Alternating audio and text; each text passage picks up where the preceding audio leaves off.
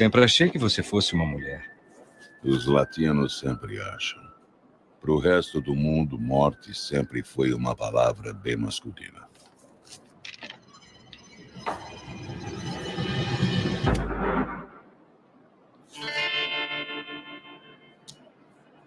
Quem mandou você aqui? Alexandre Mendonça.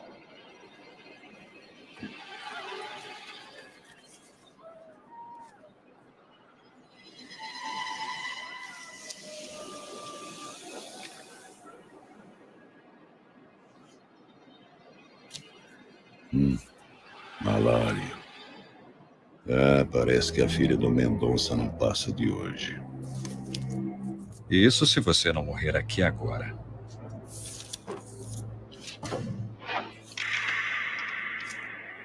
Você quer matar a morte para salvar uma garotinha? Não. Eu quero matar a morte para ganhar minhas 30 moedas de ouro.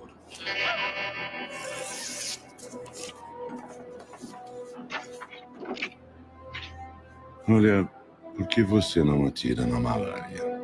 Eu não vou matar essa menina. Só vou buscar o corpo.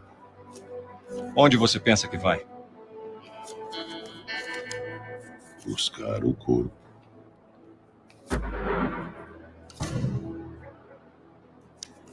Se você me matar, em 500 anos não haverá mais espaço para tanta gente na Terra. As pessoas vão se decompor nas ruas. O mundo estará doente, faminto, implorando por morte, mas ninguém poderá morrer. 500 anos é muito tempo. Certo. Suponhamos que você me mate agora. O que você vai fazer amanhã? Ordenhar cabritos? Como assim? Pense. Você só recebe o seu ouro quando mata outra pessoa. Sem mim, ninguém vai morrer. Eu te dou emprego, amigo. E mostre mais gratidão. Quantas moedas de ouro você já não ganhou por minha causa?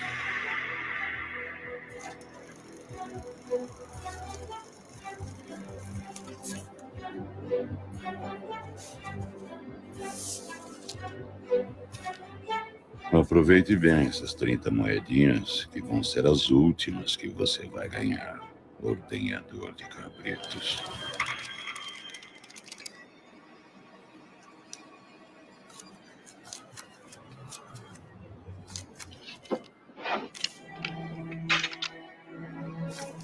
Qual o seu nome, garoto?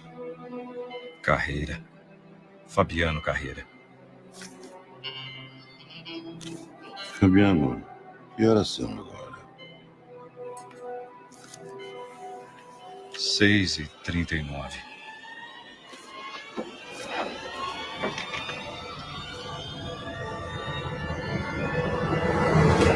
Agnus Dei qui tollis peccata mundi, Donaris requiescens in sempiterna.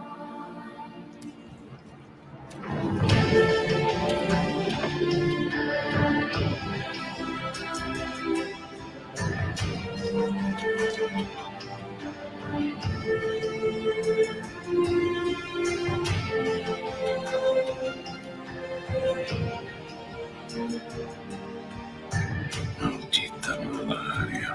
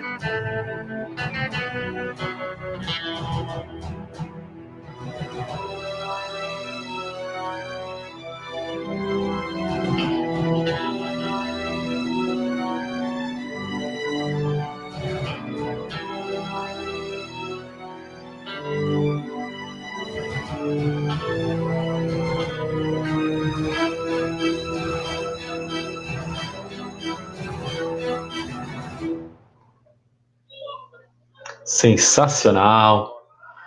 Voltando aqui as nossas transmissões. Olha aí, começamos bem, né? Com o Curta Malária, que depois vamos trocar ideia sobre ele exatamente. Gratidão aí pela sintonia, Márcio Costa, nosso cronista aí, né? O Vulgo Bola, muito legal aí contar com a sua participação e queremos aí um bate-papo legal. Anásio, chega mais aí, que temos uma pessoa muito especial hoje no Amparo Literário, aqui, hoje com o programa Albatroz Troca Ideia. E Albatroz Troca Ideia com o desenhista que cria pontes entre os quadrinhos, cinema, música e literatura. E eu até, de forma provocativa aqui, né, chamando de o Rugendas da periferia, só para provocá-lo mesmo, né?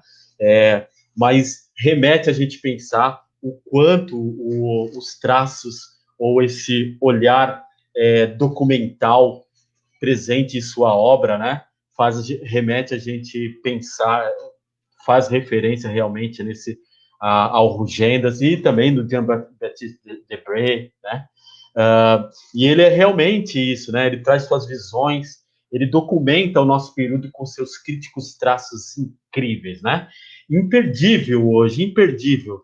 Eu vou colocar aqui uma musiquinha de fundo, porque antes de chamá-lo aqui para nossa discussão, e espero ficar um pouquinho à vontade aqui para trocar uma ideia com ele, e vou chamá-lo, que está um som de Bob Dylan aqui, para a gente ir curtindo, enquanto o som vai rolando.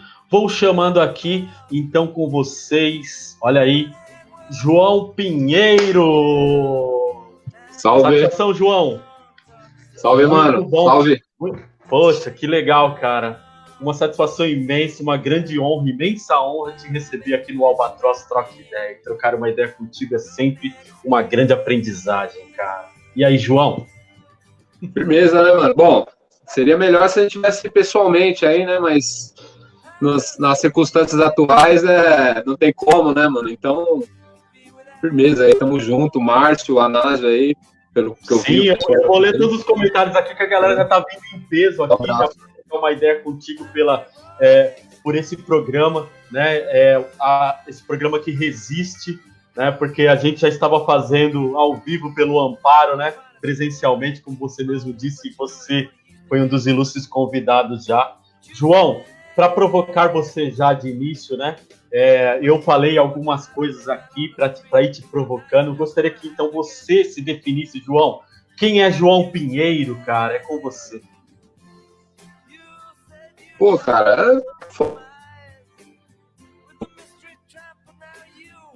um cara que... É meu gato aqui fazendo barulho.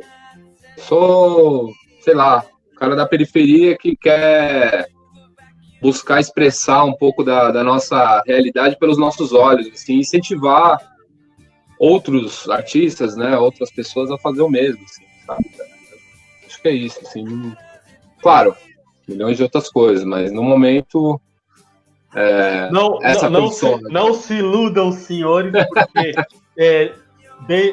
essa voz simpática e humilde que fala aí com vocês, João Pinheiro, e reserva realmente um sujeito de grande talento e de grande perspicácia, e que se esse talento falar aqui, vai surtir muito mais aí no caso. Eu acho que o Dom Quixote estava certo quando ele fala, olha, a primeira virtude do sábio é a humildade, né, cara? E a gente vê por detrás um sujeito que parece tímido, mas reserva aí esse monstro dos quadrinhos modernos aí, cara. E a gente vamos trocando ideia aqui, João. Como tá sendo para você, cara, esse convite aqui, e tá à vontade pra gente trocar uma ideia? Pô, firmeza, satisfação total, mano. É sempre uma honra aí conversar com o meu povo, né, cara? Vocês que são os artistas que eu mais acompanho nos últimos anos aí. Na verdade, sempre foi, assim, literatura periférica, literatura negra, literatura do povo, né? Tudo que eu curto, assim, tipo, desde moleque, que eu curto de arte, vem dessa vertente, assim. Mesmo, por exemplo, você citou aí o Bob Dylan, né? Você colocou um som dele e tal, pô. É um cara também que tem um pouco dessa raiz aí norte-americana e tal, mas que a gente detesta, né, como um país imperialista, a política deles, mas a arte tem várias coisas, tem o jazz, tem Billie Holiday, tem Louis Armstrong, tem várias coisas Muito bom, temos coisas muito boas ainda para ouvir aqui, João. Eu vou pondo o repertório, porque eu lembrei do Dylan exatamente pelas questões da geração Beat, onde a gente vai adentrar, que realmente de alguma forma contemporâneos aí musicalmente de uma era, a era do.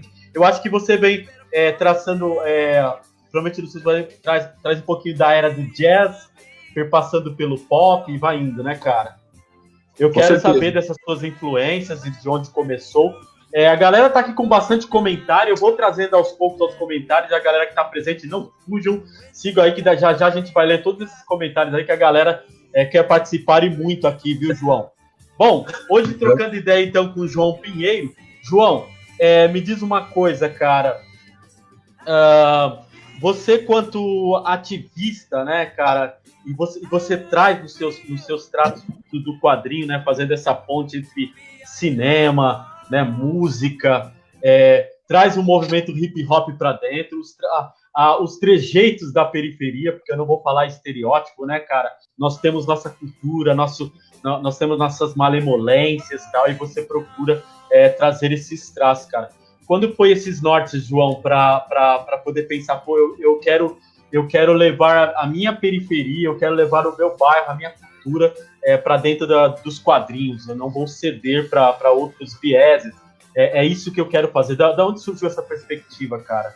Sabe, de você falar, poxa, eu quero transcrever o meu povo, eu quero desenhar o meu povo, né, cara? Da onde vem isso, cara?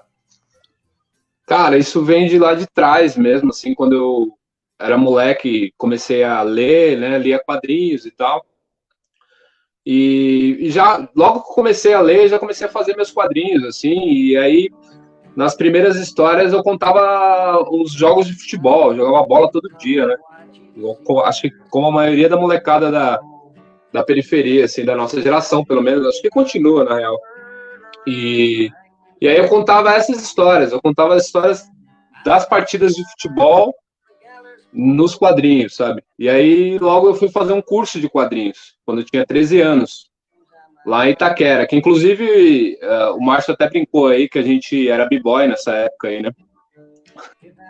É uma brincadeira, lógico. Eu sou modesto, não sou um dos maiores b-boys do Brasil, mas tô na humildade aqui e tal. Mentira, não sei dançar nada e tal. Mas essa oficina meio que abriu assim, meu horizonte e eu pude ver que, de fato, isso lá quando eu tinha 13 anos, né? Eu podia fazer quadrinhos, podia trabalhar com desenho, com pintura.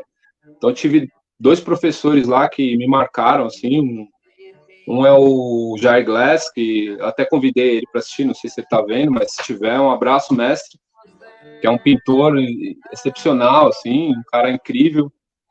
E o outro é o Joanes Lessa, que era um cara que manjava tudo de anatomia, fudido, assim, tipo, desenhava, dava aula na Pan-Americana de artes e dava aula em Itaquera também. Então ele sempre falava, assim, que ele gostava de dar aula lá pra gente e tal, porque, tipo, molecada empolgada, né, muito mais empolgada que, imagino, que os alunos lá que ele tinha, né.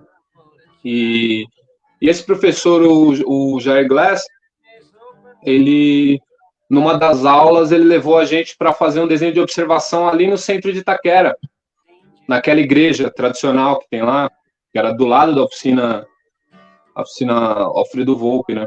E aí a gente foi desenhar, assim, tipo, o cenário da igreja, desenhar ao vivo. Eu nunca tinha feito isso, nem imaginava que isso era possível, né?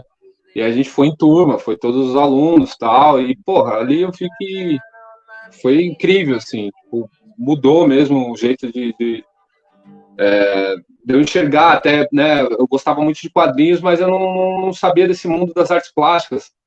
Então, numa das aulas, por exemplo, ele falou do Alfredo Volpi, que era o nome o patrono, né, da oficina, e, pô, eu me encantei também pela história dele. Era um cara na minha visão, né, do jeito que me falaram na época, e até hoje eu tenho um pouco essa lembrança, era um cara operário que pintava. E aí eu falei, puta, o cara é operário, pode pintar, mano? Nossa, então eu acho que eu, né, tenho chance, porque minha família era toda todas de operários, né? Então a minha ideia de trabalho no futuro era sempre trabalhar com alguma coisa como empregado mesmo, ganhar um salário e tal. Não imaginava que poderia ser artista. Mas aí quando eu soube da história do Alfredo Volpi, eu falei, pô, o cara, né, não era bem assim, né, mas na minha visão naquela época era um cara operário que era pintor de parede. Olha as ideias. Eu pensava que o cara era pintor de parede, assim, tipo, eu não sei por que eu achei isso por vários anos. Só depois de muitos anos que eu fui entrar na faculdade, aí fui conhecer a história dele de fato, e aí eu falei, pô, não, acho que ele não foi, não, pintor de parede e tal, mas aquilo me despertou, enfim. E aí esse lance do desenho que eu fiz lá em Itaquera com o pessoal, com os outros colegas e tal, desde então eu nunca mais parei, assim, tipo, minha grande escola, né, de desenho é o desenho de observação ao vivo, assim, tipo, desenhar as coisas de observação e aprendendo. Fiz aulas de modelo vivo também depois. E mais tarde também vi que faltava, né, cara, essa representação da periferia, assim. Então, quando eu tive acesso à internet, isso aí muitos anos depois, sei lá, quase mais de 10 anos depois, assim, lá para 2005, quando eu tive acesso à internet, aí eu comecei a postar meus desenhos na internet, num blog na época. Então, eu já tinha meus cadernos desde essa época, dos 13 anos, eu fui fazendo desenhos desde então, nos cadernos sempre, né? E carregava para onde eu ia. E aí, quando eu tive acesso à internet, que eu pude comprar meu primeiro PC lá, em 2005, comprei a prestação e tal, e aí comecei a trabalhar numa fábrica de escova, lá na Barra Funda. E aí eu tinha acesso à internet lá, então eu usava a internet do trampo para postar os meus... Deixa eu tirar meu gato. Para postar os meus desenhos. Eu usava a câmera do trampo. Se alguém do trampo estiver vendo aí agora, sei lá quantos anos depois, desculpa aí, mas eu usei bastante a ferramenta de você.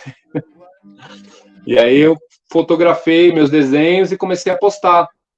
E descobri que tinha um site que chama Diário Gráfico, que é de um Eduardo Salavisa, que é um professor de artes lá de Portugal. E ele reunia, né, diários gráficos de vários países, de caras de vários países, assim, contava um pouco da história no site dele e tal. E aí eu fiquei sabendo desse site e enviei os desenhos meus lá, os desenhos que eu fazia, assim, no dia a dia e tal.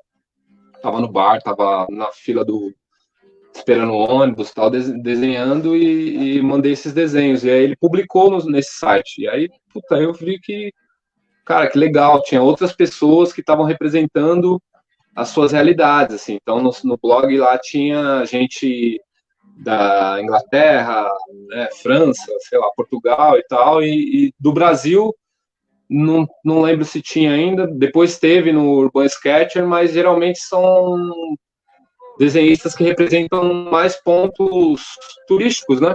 Então, por exemplo, aqui em São Paulo tinha um pessoal que fez até um blog comigo, né? A gente saía para desenhar juntos, mas era sempre nos locais assim mais turísticos, mas que já tá nos cartões postais, né? Então, sei lá, Paulista, Sesc Pompeia, né, tal. E eu achei que pô, aquilo que eu fazia já desde lá de trás era interessante, porque era uma visão diferente, né?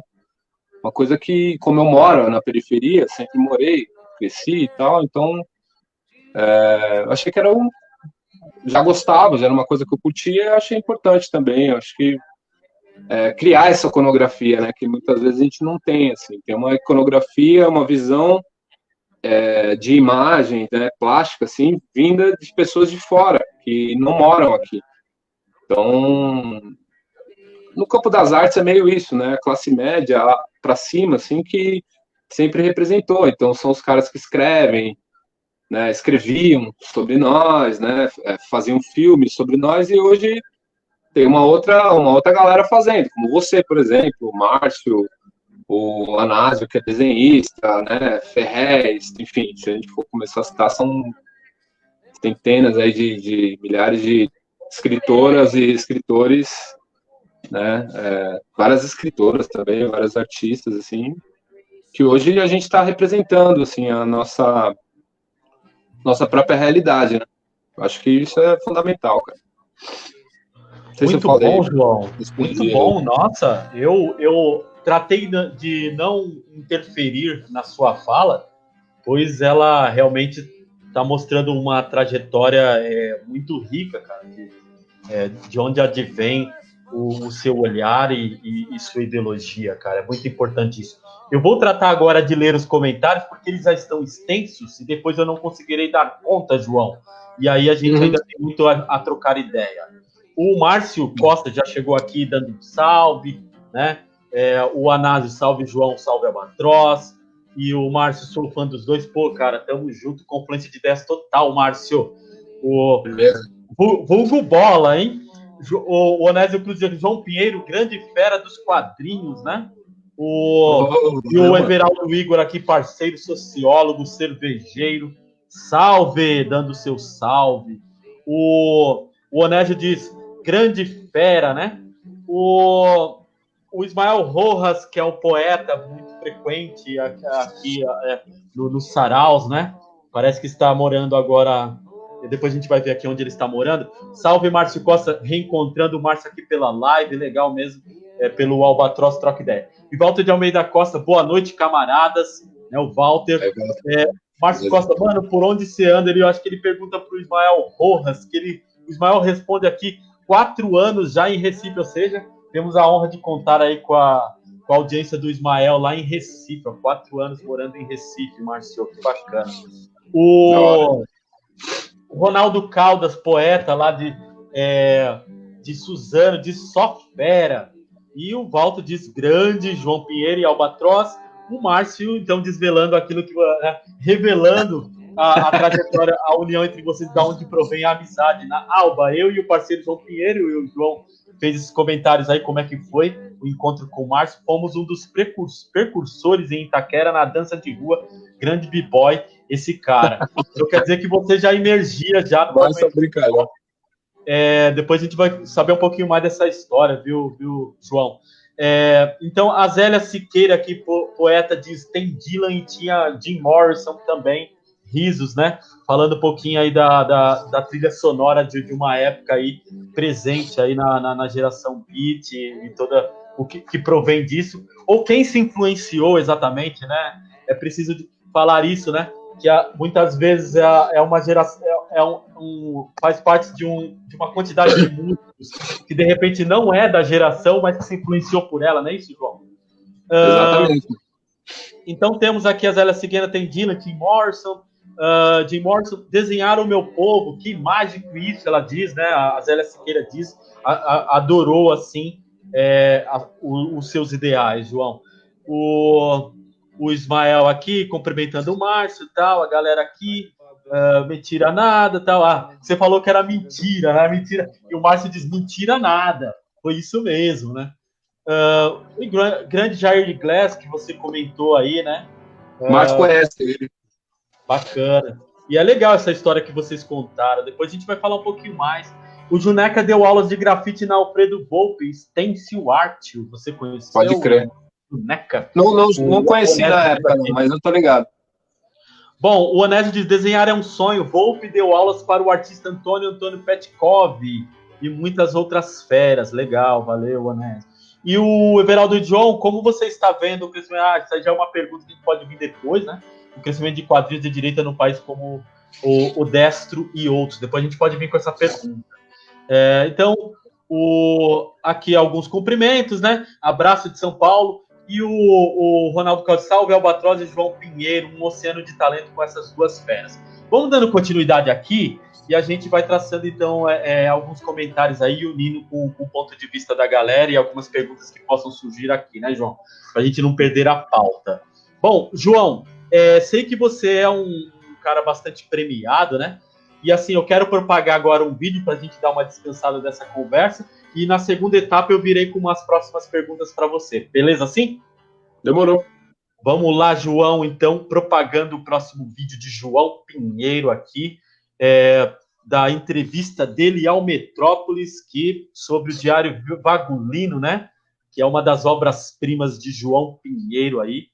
Então, olha lá, propaganda. O quadrinista João Pinheiro tem o costume de vagar pela periferia da cidade em busca de lugares interessantes que rendam um bom desenho. Ele acaba de lançar Diário Vagulino, Desenhos das Quebradas.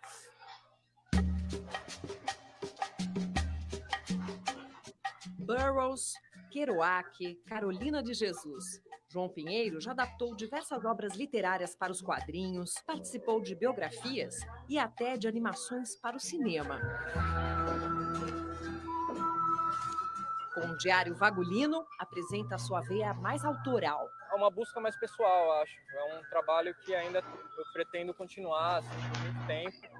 Os trabalhos de quadrinhos já tem uma pesquisa, tem um período que eu trabalho naquilo e depois eu vou para outra coisa, né? Esse tipo de trabalho já é um trabalho que eu pretendo carregar assim, para sempre.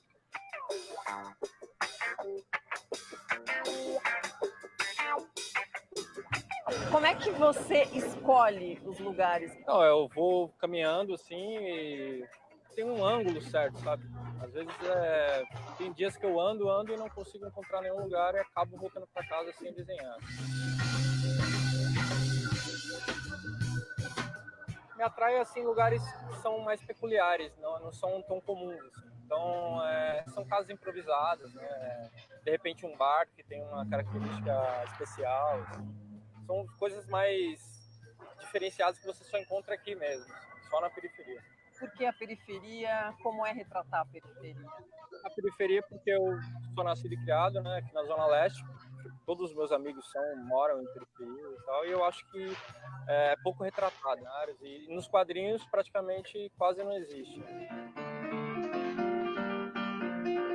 Tem um texto aqui no prefácio do livro que fala cansaço enquanto técnica artística, né?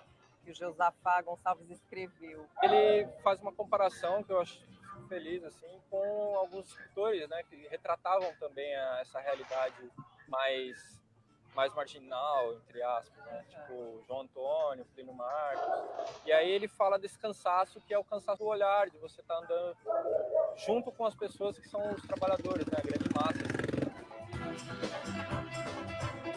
E quando a gente fala, na verdade, um pouco desse cansaço, a gente também fala, acho que dessa correria, não é? Que se a gente está correndo, a gente não presta atenção nesses detalhes que você registra aqui, né? Pois é, o desenho urbano proporciona isso para as pessoas que praticam. Que a ideia é de que a cidade ela está sempre em movimento, então a gente não para, os locais são de passagem, né? São de passagem para carros, quase não tem espaço para as pessoas mesmo. Então quando você para em alguma esquina, você transforma aquela esquina em alguma coisa que ela não necessariamente é feita para isso.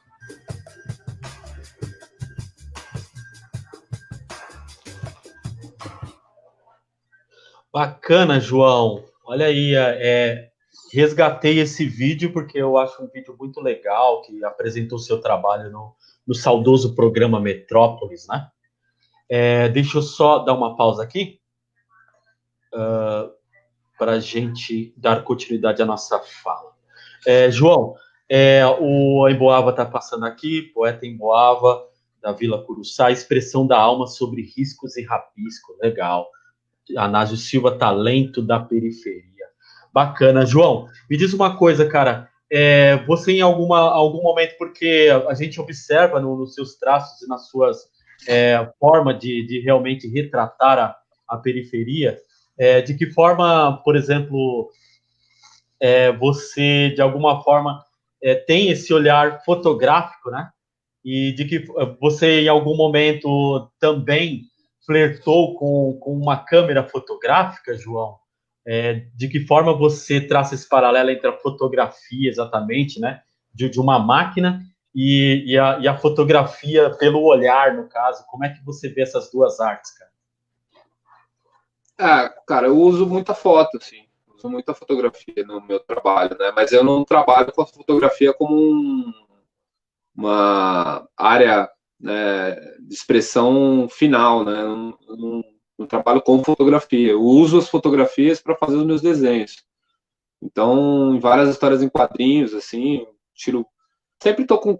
Agora, né, tem uma facilidade, assim, antes eu andava com uma câmera e tal, mas agora a gente tem uma facilidade de ter o celular, então tô sempre fotografando, cara, é uma constante, assim, me ajuda bastante. Porque nem sempre a gente, por exemplo, agora nesse momento eu não posso mais dar os meus rolês aí para desenhar, né? Então tem que encontrar outras formas de reproduzir. Assim.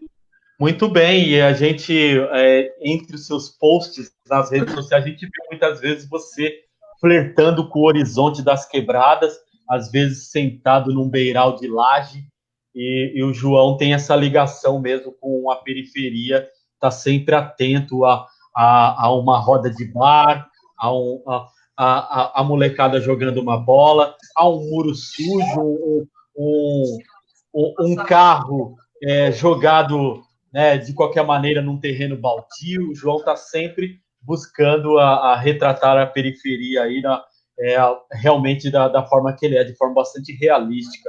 João, me diz uma coisa, a gente viu aí nesse vídeo que o Metrópolis mostrou, né? E parece que ali você viveu uma frase, né, sobre o Diário Vagulino. Fala um pouquinho sobre esse trabalho, Diário Vagulino, cara. Sim, mano. Então, só um comentário antes, né? Toda vez que eu vejo esse filme, eu tenho muita vergonha de eu andando, mano. Caralho, velho. Que figura. É mesmo, velho? Olha aí. Isso já é uma revelação.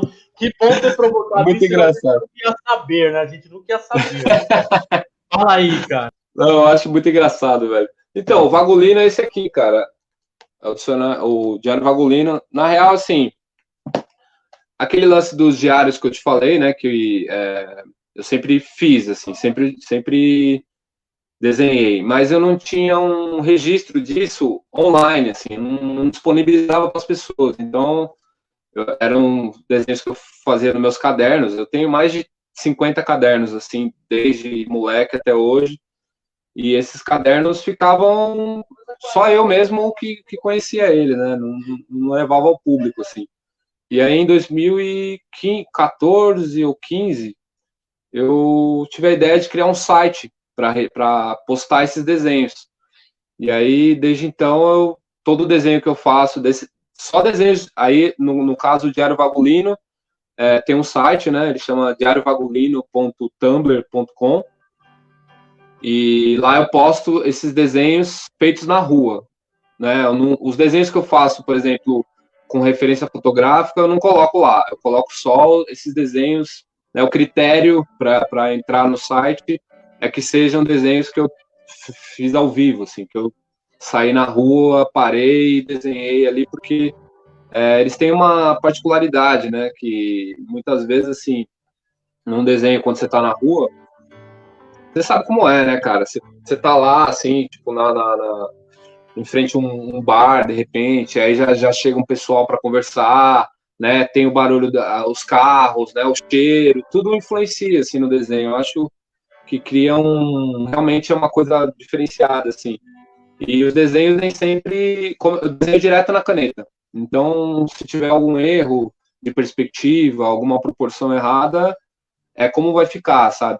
Então, por isso que os desenhos desse site têm esse critério, que lá não são desenhos que eu sentei no meu estúdio com tempo, preparei, desenhei com lápis antes, tracei a perspectiva, usei régua. Não, é tudo desenho que eu faço em pé ou sentado, as situações mais adversas, assim. Eu acho interessante, assim, para mim é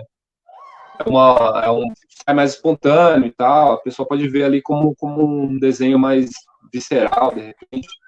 E aí, desde então, postei esses desenhos lá. E aí, em 2017, eu comentei num post do Facebook que eu tinha uns desenhos, né, que eu fazia de periferia, que eu estava pensando em lançar um livro e tal. E aí, um editor, amigo meu, o Lendário, é um cara lendário aí nos quadrinhos, um puta editor da antiga, desenhista também, que é o Franco de Rosa. Ele me convidou para lançar para essa editora criativa, né? que também é de um outro cara que também já publica muita coisa de quadrinhos e de arte, assim, em geral.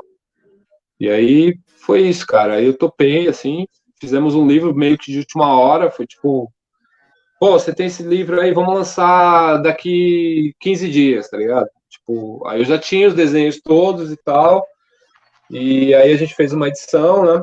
Eles, na verdade, foram todos os desenhos que eu já tinha até então. Deixa eu ver quantos desenhos são certos aqui, peraí. Só um minutinho. Confirmar aqui. Deve ser bastante, Então, até então eu tinha 56 desenhos. Certo. Né, na época do lançamento desse livro. Agora já tem mais de 100, assim. Então foi uma edição feita para aquele momento, mas provavelmente eu venha organizar uma outra edição, né, com os novos livros, até porque está esgotado esse livro e tal. E eu continuo fazendo, né? Deu uma interrompida agora por conta da quarentena e tal, mas a ideia é continuar, assim. João, é hora de eu imergir um pouquinho nas suas bases, ou seja, imergir naquilo que você transpôs e trouxe como referência para a sua arte e mostrou suas influências artísticas, né? E aquilo que você tem propagado, falando exatamente da geração Beat, falando de Carolina, né? Falando de alguns trabalhos exatamente dessa ponte que vem entre os quadrinhos e as outras referências artísticas aí, ó, a arte como geral, música, literatura, né? E você até falou mesmo que você tem uma relação estreita com a literatura, porque você também demonstra ser um grande leitor, e até realmente, João, a gente percebe você, quanto roteirista também, um ótimo escritor também, né, cara? Porque você traz um traço legal aí de descrição. Mostra o quanto você é leitor. Se a leitura também precede a escrita, né? A gente pode também ter essa noção de que você, por ser leitor, acaba realmente tendo uma eficiência na hora de escrever. E demonstra realmente porque é um cara que emerge nos clássicos da literatura para transpor para a arte. Isso é bastante legal. Cara, falando da geração Beat, Kerouac, Ginsberg, o Burroughs, né, que você também tem uma obra também realmente que retrata mesmo o Burroughs, exatamente o título dele, né? Burroughs, é isso? Certo, mostra aí pra galera. Vamos mostrar. O Burroughs. Que bacana.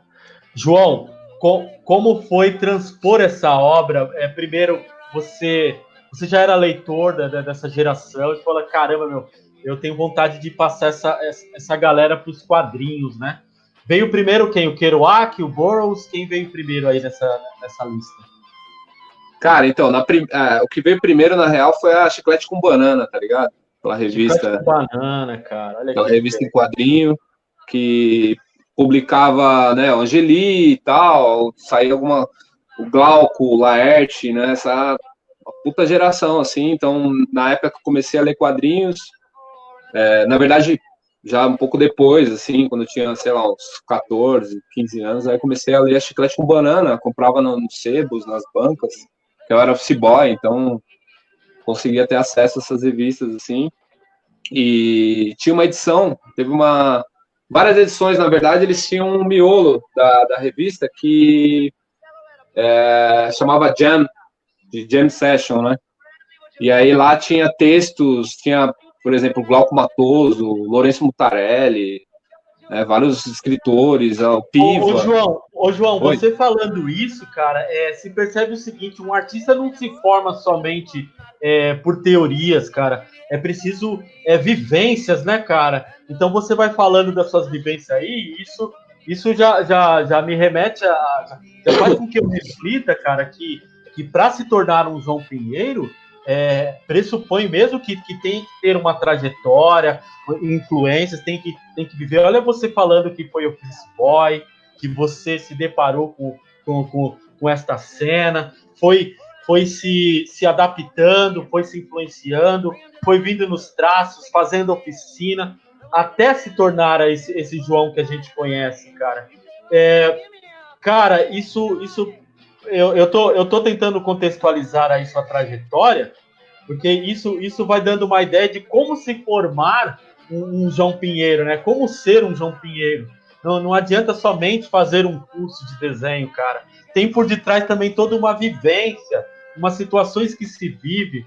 Então, não é uma formação apenas de... o laboratório não se dá apenas em 4 paredes dentro de uma escola, né, cara? É preciso vivenciar isso. É isso, João?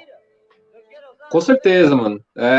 Esses caras que você citou, que né, eu li, que eu gostei, assim, né, na verdade, assim, a maioria dos artistas que eu curto até hoje,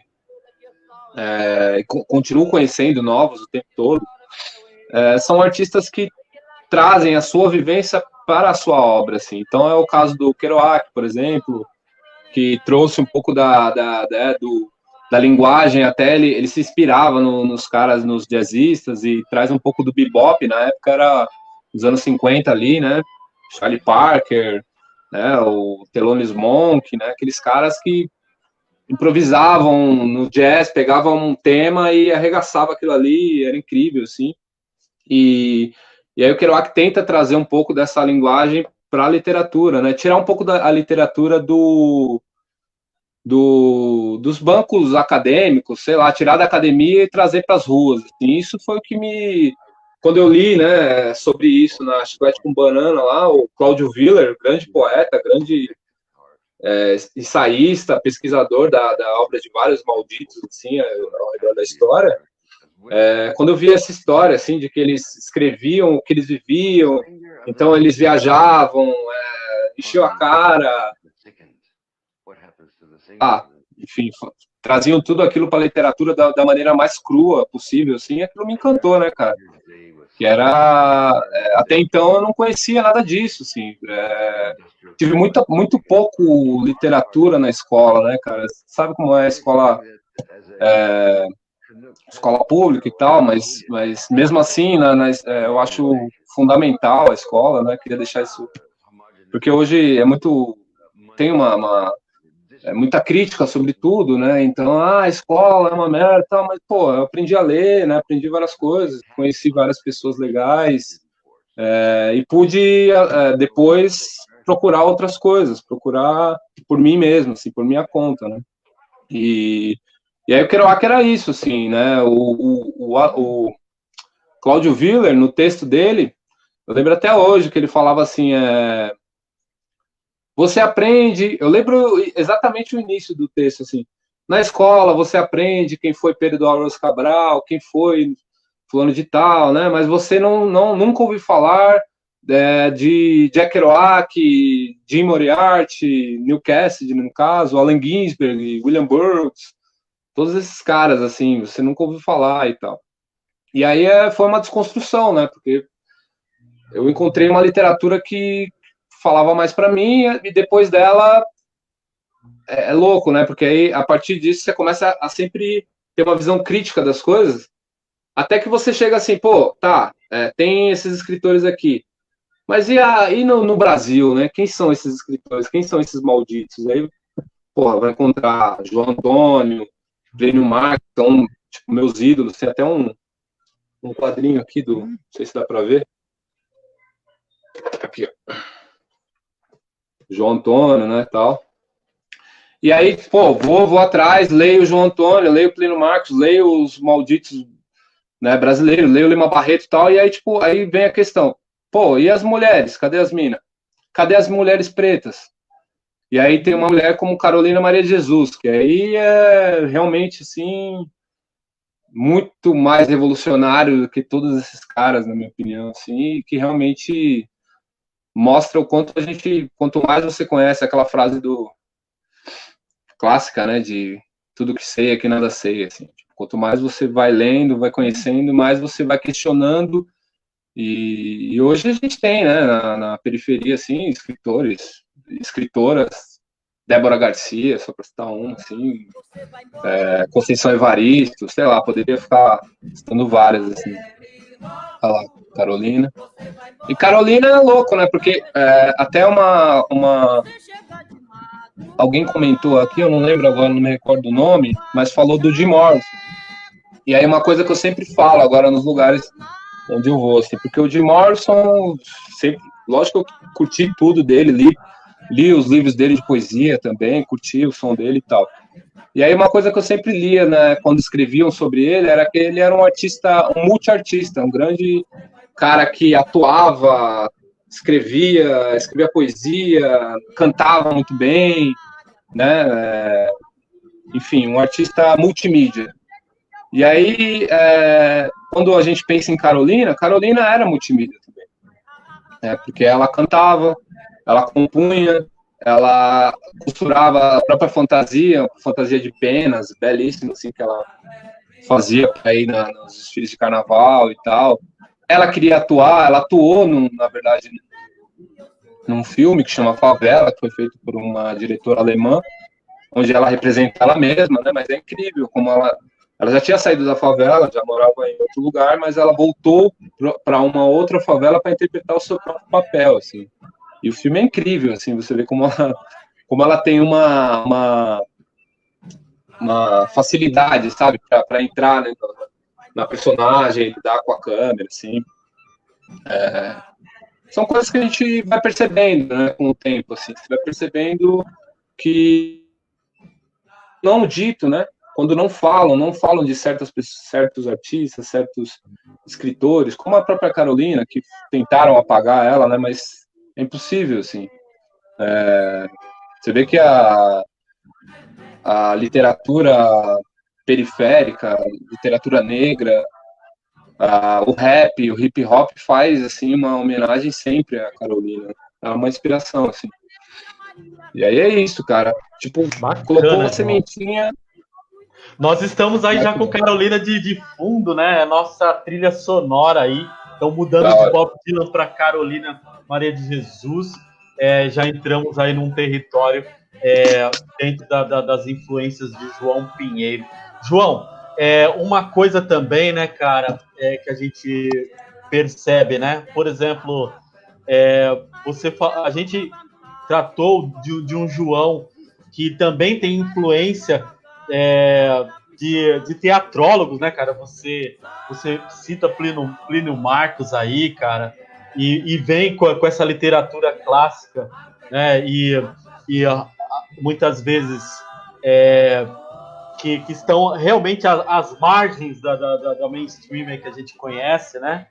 Então, trazendo um universo paralelo da burguesia, né, para fora. Então, assim, vem somando aos seus conhecimentos e mostra que é preciso ter uma vivência de rua, ou seja, é preciso você valorizar a quebrada, valorizar a periferia, ter um olhar crítico, né, cara, de valorização e, sobretudo, ter grandes influências literárias e artísticas aí para ter uma boa formação. Então, um João Pinheiro não se forma somente desenhando, mas também lendo bastante, assistindo coisas boas.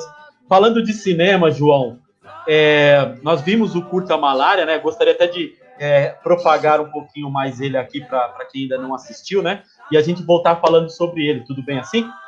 Demorou. Beleza.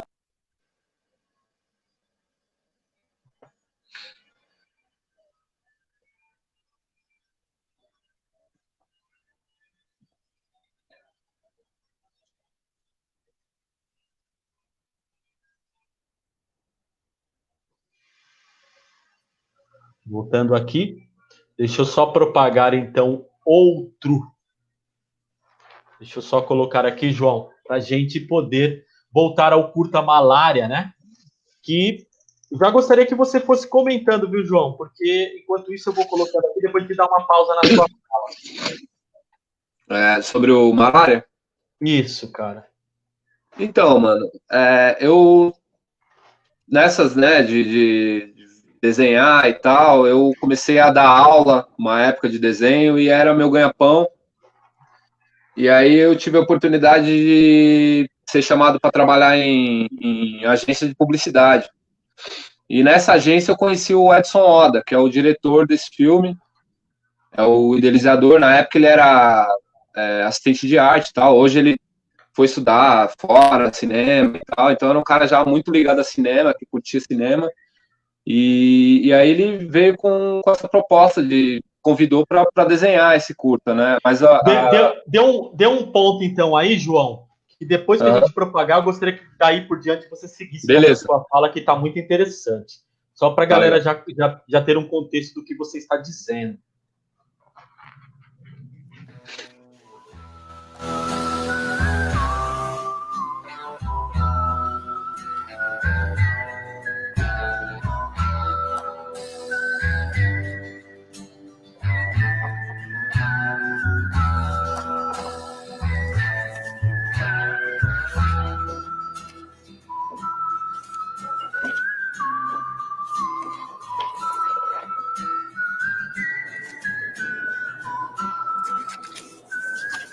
Sempre achei que você fosse uma mulher. Os latinos sempre acham. Para o resto do mundo, morte sempre foi uma palavra bem masculina.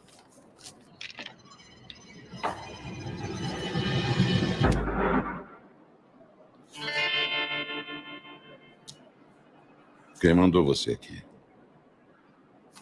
Alexandre Mendonça.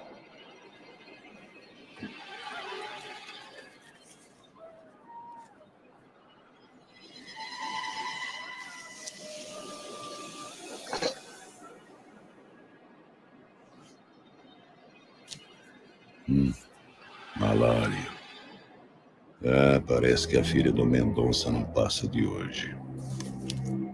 Isso se você não morrer aqui agora.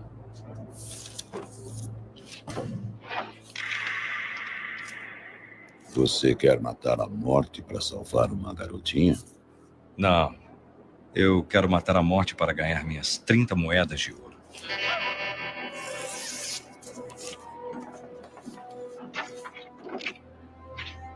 Olha, por que você não atira na malária? Eu não vou matar essa menina. Só vou buscar o corpo. Onde você pensa que vai? Buscar o corpo.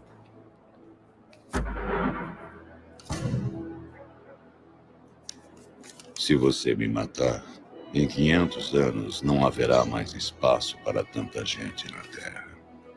As pessoas vão se decompor nas ruas. O mundo estará doente, faminto, implorando por morte, mas ninguém poderá morrer. 500 anos é muito tempo. Certo. Suponhamos que você me mate agora. O que você vai fazer amanhã? Ordenhar cabritos? Como assim? Pense. Você só recebe o seu ouro quando mata outra pessoa. Sem mim, ninguém vai morrer. Eu te dou emprego, amigo. Me mostre mais gratidão. Quantas moedas de ouro você já não ganhou por minha causa?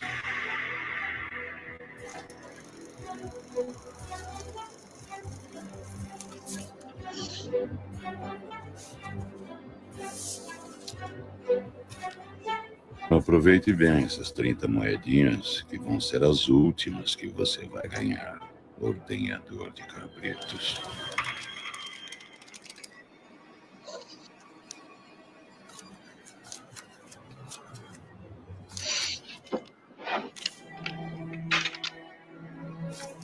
Qual o seu nome, garoto? Carreira. Fabiano Carreira. Fabiano, que horas são agora? 6h39.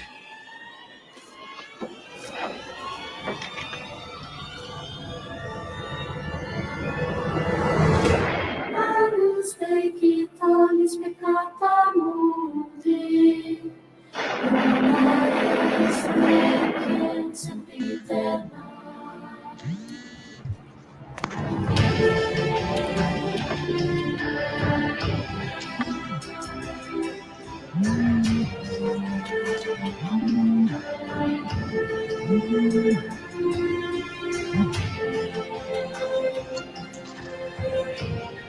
Sério, Malária?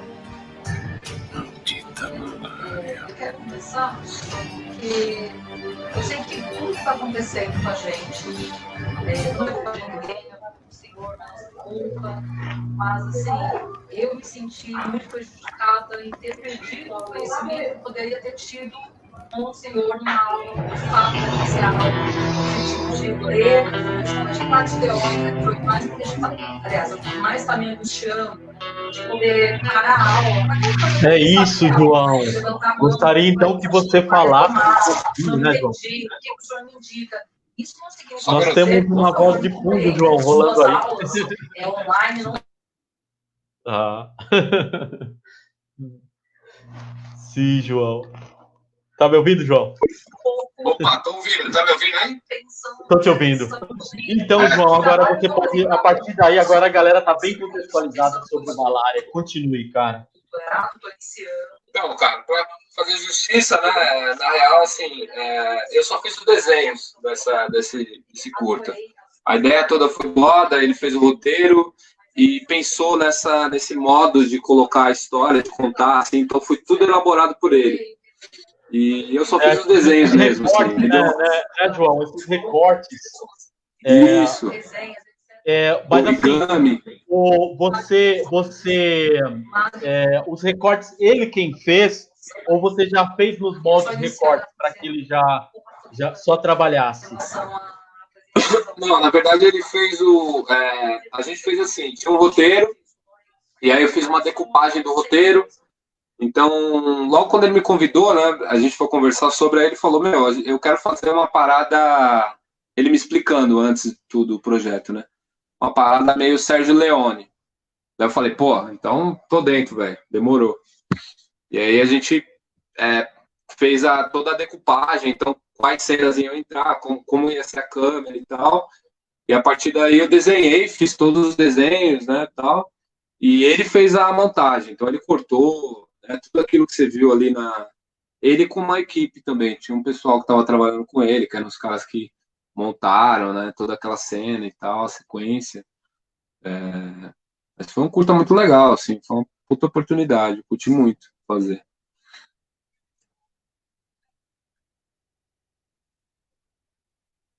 Salve, Alba. Ah, tá. Sérgio Leone. É que você fez referência a Sérgio Leone, né? Interessante, né, cara? Trazê-lo aqui como uma referência para nossa, né? Que ele tinha essas manias mesmo de fazer esses recortes, né? Ou seja, já era um tipo de trabalho mesmo cinematográfico dele, né? Não é isso, João?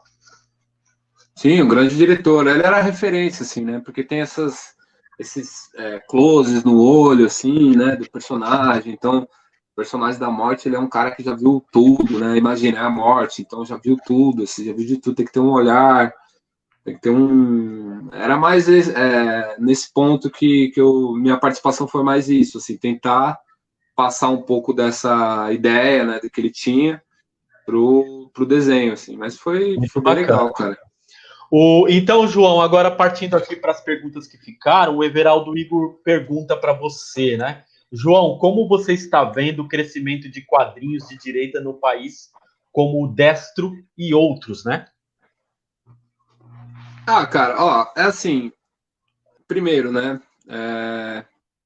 eu vi uma matéria onde o cara falava que era um nicho, uma tendência nova, assim, que estava surgindo, né, uma tendência de quadrinhos de direita. Não é uma tendência, assim.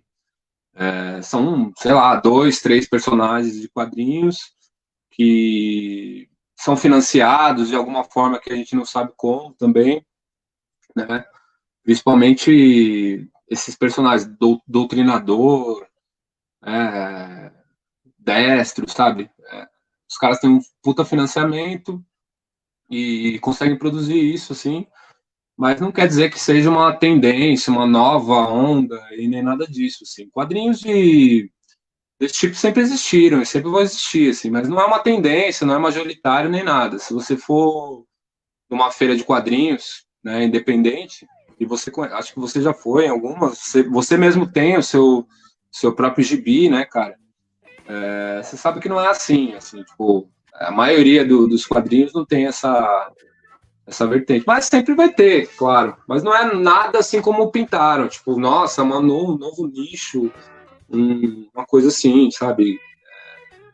que parece que está dominando o mercado, digamos. Né? Esta pergunta do Igor aguça a gente a refletir, João, como também, né, nessa situação atual em que nessa atmosfera toda, como, por exemplo, não só nos quadrinhos, mas nas artes de forma geral, como trouxe uma certa divisão, né, entre a arte que o cara produz e o artista quanto sujeito, quanto pessoa, né?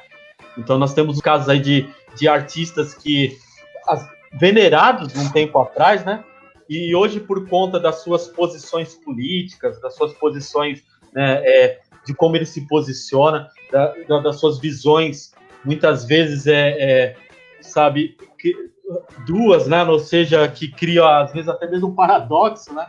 No caso, como a gente pode citar alguns nomes como Lobão, o Roger do Traje a Rigor, enfim, a gente tem apenas alguns exemplos aí, né?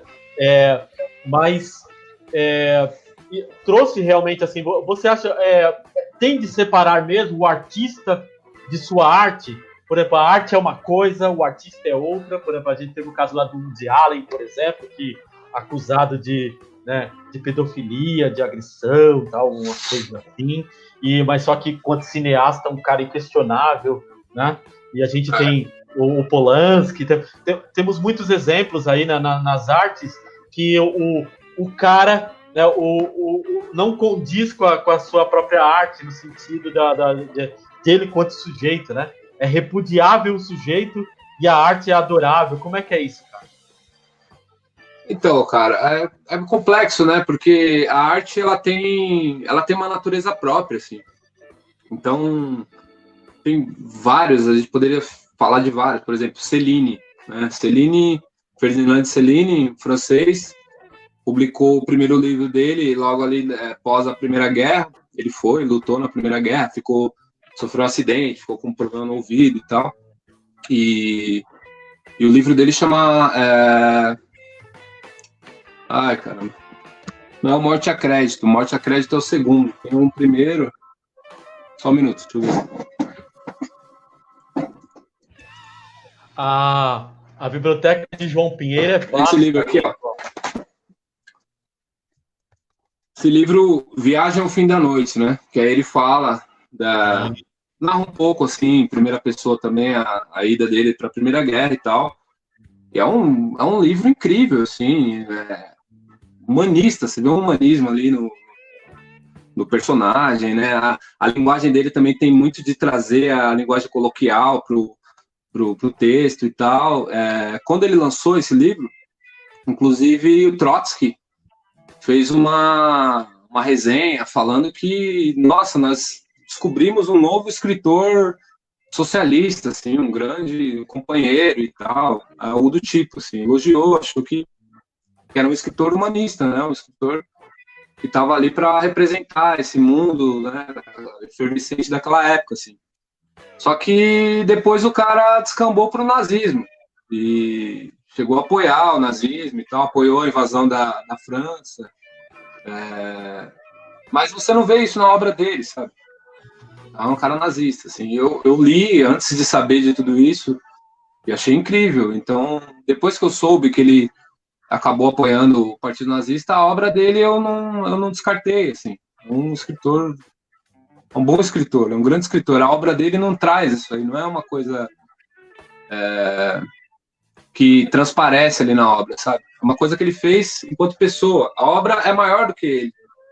Eu acho, essa obra é maior do que ele, ela fala outras coisas, ela tem uma natureza própria, assim, a obra de arte tem essa coisa, né, como acontece em outros momentos também, outros caras aí que...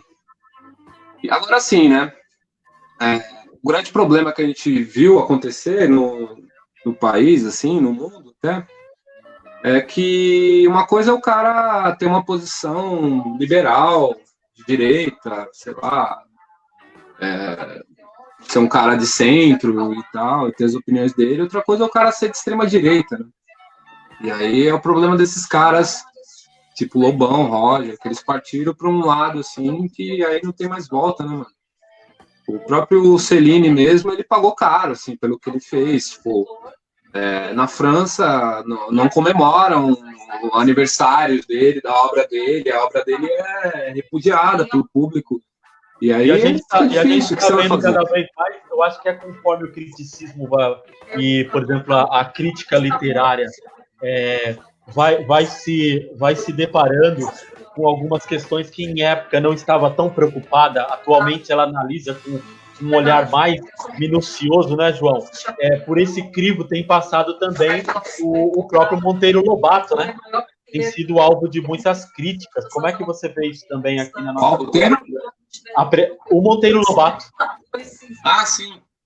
Tem se encontrado resquícios aí, ou seja, manchas do racismo aí na obra de Monteiro Lobato. Né? Sim, sim. Não, eu mesmo fui leitor de Monteiro Lobato, li as obras dele quando era criança, assim, ia na biblioteca da Coab, ali da Coab 1, e lá tinha todos os livros dele, né, os 12 Trabalhos de Hércules, sabe, umas coisas que eu lembro até hoje, assim, que eu gostei muito de ler na época.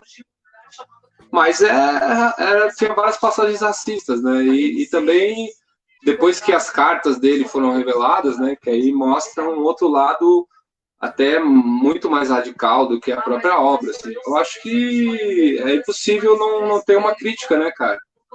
E aí as pessoas têm direito de reclamar disso, de falar disso. Eu acho que é importante, assim, trazer para o debate, né? Não é passar um pano, mas naquela época tem que analisar o contexto, só que mesmo naquela época tinha já pessoas, escritores, que tinham posições diferentes da dele, assim.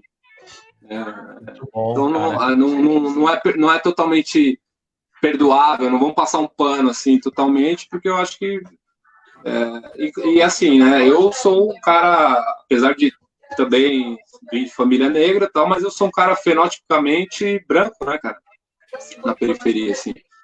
Então eu já conversei com amigos negros, assim, que dizem que quando leram, né, várias passagens ali, machucou muito, assim, né, quando era criança, sabe? Já tendo um grande amigo meu, que é um quadrinista gigantesco, o cara é muito foda, e ele falou, porra, foi dolorido pra caramba ler aquilo, assim, e tal. E eu, porra, é isso, né? É uma discussão válida, totalmente válida, assim, eu acho que tem que... muito igual na sua obra, por exemplo, no Cavalo de Teta, né? São participações que você teve, são os quadrinhos Revista Bill, Cavalo de Teta, Na Quebrada, quadrinhos de hip hop, né? Você faz questão de mostrar qual é o seu lado, né, cara? Você é um quadrinista de posicionamento, né, cara? Você não se oculta. A gente estava citando alguns aí que, de repente, quando faz sua obra, ela, de repente, tem um posicionamento indo por um viés e a obra por outro, né? E praticamente é o que você fala, que é da ICDU, no caso, né? No seu caso, para você é um cara de posicionamento. Fala um pouquinho do Cavalo de Teta, cara, esse projeto que eu acho também muito, muito importante e que desvela a atmosfera política atual, né, cara? Então, cara, isso é interessante, assim, porque os quadrinhos que eu aprendi a ler, que eu li lá atrás e tal, tipo Chiclete com Banana, que eu comentei, né? Depois eu tive acesso a edições do Pasquim, já em sebos e tal, que já não existia, né, na época que eu lia, mas eu consegui encontrar muita coisa. A própria revista Animal, que é uma revista idealizada pelo Rogério de Campos, que hoje é o editor da Veneta, que publica meus livros e tal, todos os quadrinistas ali tinham uma posição, assim, então era meio... Não era uma coisa que eu calculei, eu pensei, era automático, assim, automático que os caras que eu gostava, que eu aprendi a ler, que eu aprendi a admirar, eram caras que tinham posições claras, assim, contra o poder, né? Sempre, assim, nunca jogando o seu humor, por exemplo, para atacar quem já é atacado o tempo todo na sociedade e tal, reproduzir preconceitos e racismo, né? Esse tipo de coisa, assim, tipo, era meio natural para mim que o quadrinho, a arte, fosse essa arte libertária, assim, né? Uma coisa que eu nem pensava muito. Mas nos últimos tempos a gente viu que não é bem assim, né? Tem muito cara que trabalha com desenho, trabalha com arte, trabalha com literatura, com teatro. A gente vê aí no governo vários, né, cara, diretor de teatro, aquele Roberto Alvim, que é um cara maluco, assim, nazista e tal. E o cara, até pouco tempo atrás, fazia peças ali no Baixo Augusta, no Teatro do Cemitério de Automóveis, por exemplo, com o Mário Bortolotto, que é um puta cara também que escreve. Fez uma peça sobre Kerouac, inclusive, que eu já assisti. E esse cara atuou em uma das peças dele, sabe? O cara tem uma história, quer dizer... E aí, nesse momento, ele entrou no governo e fez toda aquela encenação nazista, né? Tocando Wagner e fazendo abertamente um discurso nazista, assim. Então, sei lá, acho que o lado, digamos, bom dessa coisa toda é que as coisas ficaram claras, assim. Quando o cara fala que não tem uma posição política, na verdade ele tem uma posição política, porque a posição política acaba sendo sempre quando você assume uma posição de esquerda, então você aí esse cara tem uma ideologia, mas o resto, né, é como se o normal fosse a posição de direita, como se fosse coisa universal, assim, e não é, né?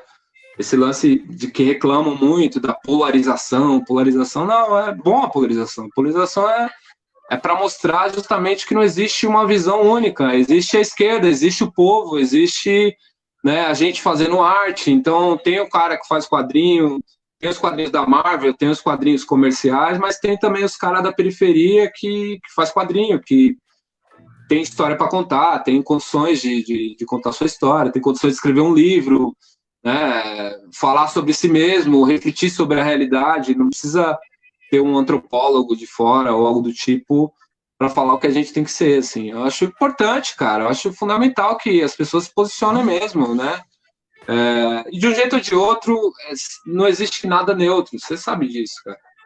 É uma balela isso aí, tentam vender isso para as pessoas como se existisse alguma... Pega qualquer filme americano, qualquer filme... Enfim, sempre vai ter lá uma ideologia, assim, a maioria das vezes escancarada mesmo, né? Favorecendo determinado tipo de vida, um modo de vida, um modo de ser, né? O American Way of Life, heteronormatividade, a prevalecência do branco, né? Nos filmes, na televisão, o tempo todo. Isso no Brasil chega às raias do ridículo, porque nossa população, como a gente sabe, a maioria é negra. Nós que somos da periferia, a gente sabe disso, assim. Não tem branco, tá ligado? A miscigenação, né, cara? Nossa, tem até total. Aquele vídeo do KLJ falando na antiga MTV, né, cara? KLJ falando na MTV sobre o final do programa Yo, né, que ele fala do Yo MTV, que ele desvela a história do Brasil em poucas palavras, né, cara? Seria legal a gente propagar agora, só para dar uma cutucada aí nessa questão, João. É interessante, cara. Eu achei pertinente, né? Vamos lá, então, propagar aqui. Espera aí, deixa eu só dar uma pausa aqui na música. Então, o KLJ vindo falar da questão. É por aqui, tá olhando. Não sei o que, eu vou falar mais o quê? Eu vou falar desses 500 anos, dessa mentira que a televisão e as rádios estão tudo promovendo, falou? 500 anos de descobrimento, porra nenhuma. Pedro Álvares Cabral, Cristóvão Colombo, aqueles europeus safados, vieram aqui, mataram todo mundo, morou, meu? Mataram todos os nativos que tinha aqui. Trouxeram os escravos e enriqueceram eles, certo? Ensinaram outra religião pro povo daqui. Descobrimento de porra nenhuma, tá todo mundo fudido, misturou tudo. Ninguém tem educação, ninguém tem cultura, ninguém tem identidade, tá todo mundo contente, morou? Todo mundo contente com a miséria, com a falta de cultura de informação. Ninguém vai pra escola e tá tudo certo. Todo mundo rebolando a bunda, jogando bola e tomando cerveja. 500 anos? 500 anos de opressão, de escravidão. Ninguém concorda com isso, hein? Todo mundo, todas as favelas, todas as periferias. Não é pra concordar com essa ideia, moro? Dá ideia na sua mãe e na sua irmã que fica assistindo novela com o rabo sentado no sofá, vendo Terra Nossa, os italianos. Porra, mentira. Cristóvão Colombo invadiu a América, achou que tava na Índia, chamou todo mundo de índio. Burro! Burro! E na escola são os heróis. Ah, vai se fuder, mano. Aí, semana que vem tem o Tem Clay, falou? Tchau. E aí, João? Papo reto. Mano, então, acho que eu esqueci até de falar isso, assim, o rap, o Racionais, principalmente, é muito importante nessa visão, assim, que eu peguei, tá ligado? Dos caras que foi a nossa escola política, né, mano? A gente não tinha visão política, assim, não sabia que era Marx, porra nenhuma, tá ligado? E aí eu ouvi os caras, ouvi quando eu era moleque, bem moleque mesmo, assim, os caras do meu prédio mais velho já tinham os discos e tal. E é foda, assim, é isso, os caras chegaram pra... Era a nossa rádio, né? Falar a verdade ali, que a gente não ouvia em lugar nenhum. E é uma puta potência, né, cara? Puta potência. Uma caverna escura, né, cara? Vocês pensaram. Fazer um comentário só que eu vi que alguém comentou sobre o Cellini, sobre ele não ser um humanista, isso, né? Eu ia pedir mesmo essa pausa para poder ler aqui. Aí a gente vai comentando com alguns comentários aqui, porque a galera foi comentando e a gente foi batendo um papo, e aí estava tão atraente que a gente acabou fugindo, né? Quando você... Depois, o Ismael Rojas, a gente vai deixar para o finalzinho, que aí você vai apresentar os links para onde conseguir suas obras. O Ismael Rojas pediu aqui, Alba, coloca aí uns links para conhecer os trampos do João, viu, João? No finalzinho aqui a gente vai colocar todos os links aí para a galera adquirir seus trabalhos. E o Onésio Cruz Franco de Rosa é referência nas HQs, né? Ele havia dito aqui. E Los Três Amigos, quando você falou aí do Glauco, Laerte e Angeli, muito bom, né? A Zélia Siqueira disse: o artista figurativista colombiano, Fernando Botero, diz que o artista é universal apenas quando está fortemente enraizado na própria comunidade onde nasceu. Né? Parece que é o caso de João, que desenha o seu povo, a sua comunidade. Olha, então, a visão do Fernando Botero legitima, então, aí traz um paralelo aí sobre sua trajetória, aí, viu, João? Acaba legitimando aí sua trajetória. Eu era consumidor voraz da revista Chiclete com Banana, diz aqui o Onésio, que meio que parece tá em comunhão aí com sua trajetória também, viu, João? O Escobar Pranelas, poeta, escritor, apresentador, também diz aqui: eu li Chiclete com Banana, ouvindo Plebe Rude, Ira, Inocentes, Cláudio Wheeler, realmente é um grande introdutor da memória beat no Brasil. Olha aí, João. E o Escobar diz o seguinte: malditos brasileiros, Roberto Piva, Carolina Maria de Jesus, João Antônio, José Agripino de Paula, Conceição Evaristo, Cidinha da Silva. Então, ele traz várias referências aqui que acaba fazendo parte desse universo aí, onde está inserido João Pinheiro também, né? E aqui ele traz aqui um link aqui, depois a gente pode até ver, do YouTube aqui, né? Watch Carolina Maria de Jesus do disco, né? Foi o que eu propaguei mais ou menos aí.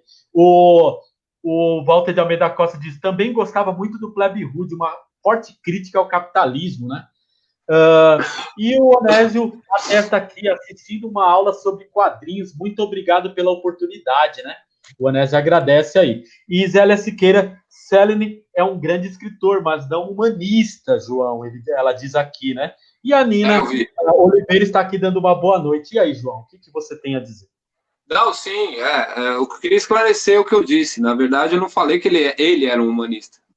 Ele foi um nazista, na verdade. Ele embarcou no nazismo e tal, depois viveu refugiado. Quando acabou a guerra, ele teve que ficar fugindo e etc.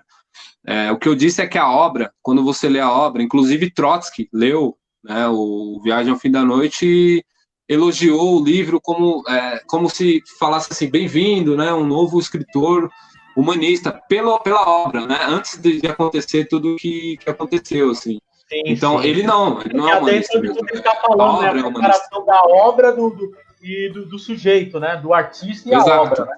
Exato, Então exato. dá para ser compreensivo, sim. Mas mas eu acho que até mesmo a Zélia, na verdade, ela não está fazendo uma crítica à sua fala. Na verdade, ela quer Não, fazer sim. É só para esclarecer. Mas como o sujeito não era humanista, né? Então quer fazer esse paralelo também. João, a fala do Rojas pede para você o seguinte, aí, ó, deixei até marcado aqui. Alba, coloca aí os links para conhecer os trampos do João. E aí, João, os links para conhecer seus trabalhos e a galera vai aí. Tem um site, cara, www.jpinheiro.com.br. Aí lá tem meus trampos, tem os links e tal. Acho que dá para ter uma ideia ali. Tem o Chiclete com Banana, não. Cavalo de Teta, meus livros, né, as editoras onde você pode encontrar. www.jpinheiro.com.br, tá aí Isso, é isso na aí. legenda. Certo, então, no comentário aí. Então, a galera pode acessar, né, e conseguir os trabalhos do João. João, só antes da gente encerrar aqui nossa troca de ideias, queria que você voltasse um pouquinho na Carolina Maria de Jesus e trouxesse, por exemplo, como foi imergir na obra de Carolina e como você a viu adentrar, ou seja, de que forma ela não foi aceita pela burguesia literária, ou se ela foi, o Ismael Rojas agradecendo aqui, ó. É isso aí, Rojas. Então, tá, a Zélia tá agradecendo aqui, obrigada por clarear, era isso mesmo, não era uma crítica a você, mas também ela quis fazer esse paralelo, tamo juntos, Zélia, jamais. Então, João, porque a burguesia flerta com Carolina, mas depois me parece que há uma rejeição, ou é a própria Carolina que tem uma sensação de despertencimento e quer voltar para trás, porque não se sente à vontade ali. Como é que foi essa situação, João? Antes da gente poder encerrar aqui, né? Cara, então, Carolina é um caso muito sintomático, assim, do racismo no Brasil, da situação do negro no Brasil. Porque, para pensar, né? Carolina nasceu em 14. Quer dizer, a dita abolição, que não foi completa, né? Que é uma farsa em termos, ela aconteceu em 1888. Então, quer dizer, 20 anos depois, 20 e poucos anos depois, Carolina nasceu. Na época que ela nasceu, ainda o ensino não era universal. Então, ela teve a oportunidade de estudar 2 anos, porque uma patroa da mãe dela pagou uma escola para ela, né? A escola Allan Kardec, lá em Sacramento. E aí, com apenas 2 anos, né? Ela só estudou 2 anos, se alfabetizou e pegou o gosto pela leitura, começou a ler desde de menina e também começou a escrever. Ela tinha essa semelhança com esses caras também que eu gostava lá atrás, que, né, como Jack Kerouac, por exemplo, que é uma compulsão pela escrita. Ela tinha necessidade de escrever, né? E até um episódio de que ela conta muito mais tarde, num livro póstumo dela, que chama Diário de Bitita, que inclusive a minha companheira, Sirlene, com quem eu fiz uma biografia em quadrinhos da Carolina, né? É o livro preferido dela, e ela sempre cita essa passagem, que ela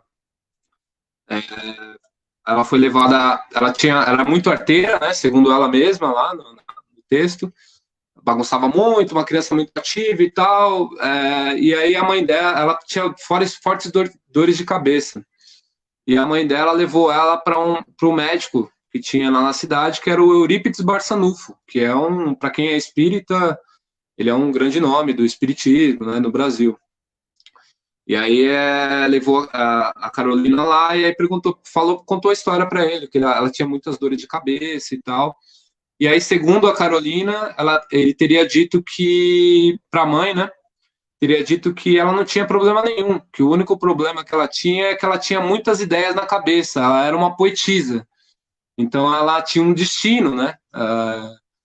Aí eu acho incrível, assim, porque se você pensar, né, a Carolina escreveu isso no Diário de Bitita, que é um livro que foi publicado póstumamente. Mas se você pensar, mesmo que essa história... Quer dizer, se a história for real, se aconteceu, é incrível. Se for uma invenção da Carolina, é mais incrível ainda, né? Porque ela cria um mito próprio, né? Um mito para sua história, assim. O que mostra que ela tinha um projeto literário. Ela não era simplesmente como a mídia por longos anos e até hoje a representa como uma favelada que escrevia. Não, ela era uma escritora. Ela tinha um projeto literário. Ela tinha uma ideia de uma obra, assim. Ela pensava, refletia sobre o que ela estava fazendo. O mais louco é que, assim, até hoje, a maioria da obra dela permanece inédita. Então, Carolina é muito conhecida pelo Quarto de Despejo, Diário de Bitita, Provérbios, uma coletânea de poesias e tal, alguns livros que saíram recentemente, como Meu Sonho é Escrever, saiu pela editora do Marciano, que é um cara firmeza também. Mas ela tem muitas coisas inéditas ainda. Então, ela tem peças de teatro, romances, poemas, tem muita coisa, cara, que espero que venha a público com o tempo aí, né? Porque os originais estão lá no Instituto Moreira Salles agora, e eles parece que estão trabalhando nisso, assim, digitalizando uma parte. É possível que surja ainda muita coisa de Carolina. Acho que daria para fazer muitas publicações ainda. E aí, assim, voltando, né?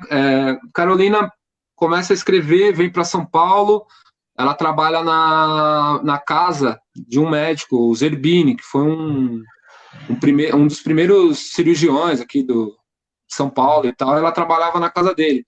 E ele dispensava ela nos finais de semana. Ela ficava lá, né, todos os dias. Mas ela pediu para ficar na casa dele nos finais de semana para ler os livros que ele tinha na biblioteca. Então, assim, desde quando ela aprendeu a ler lá, quando criança, até, né, chegar em São Paulo e trabalhar na casa desse Zerbini, ela sempre lia o tempo todo. E aí, quando ela vai para a favela do Canindé, ela catava os livros que ela encontrava e também continuava a ler e sempre escrevendo.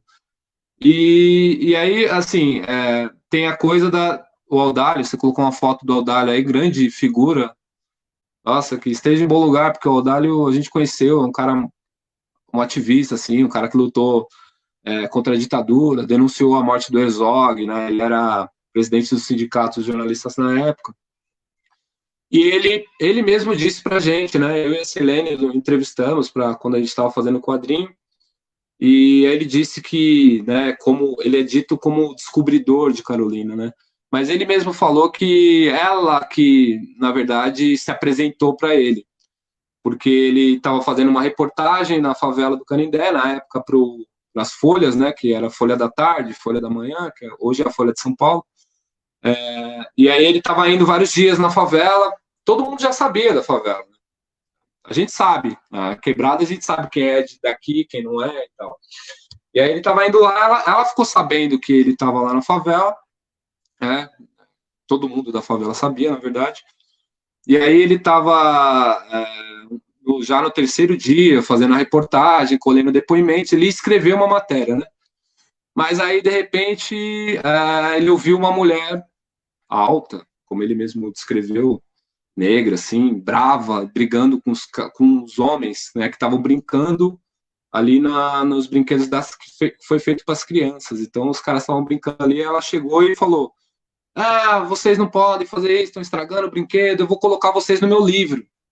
Só que assim, ela disse isso, na minha visão, né, depois de ver esse depoimento do Audálio e tal, ela é malandra. Ela disse isso justamente quando ele estava passando, assim. Então, tipo, eu escrevo um livro, eu sou escritora, eu moro aqui, mas eu sou escritora. Você quer ver meu livro? Tipo, indiretamente falando, né? Tanto que aí ele ouviu aquilo e falou: porra, como assim, né? Um cara, jornalista tal, pensar, tem uma escritora aqui, como assim, uma favelada, uma negra que escreve?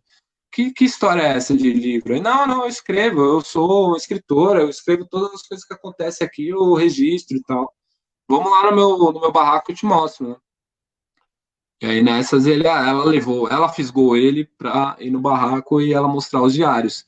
E aí o próprio Audálio, né, depois tem um livro que ele escreve sobre esse encontro também, e aí ele fala que depois que ele leu o texto de Carolina, ele falou: pô, mas então eu não posso mais escrever essa matéria, porque nunca eu vou conseguir me aproximar do que essa escritora aqui colocou no papel, né? Do jeito que ela descreve, como uma pessoa que vive aquilo, como que tem uma visão daquilo, não só vive, mas ela tem uma visão, ela consegue poetizar, colher o seu material poético daquilo, né?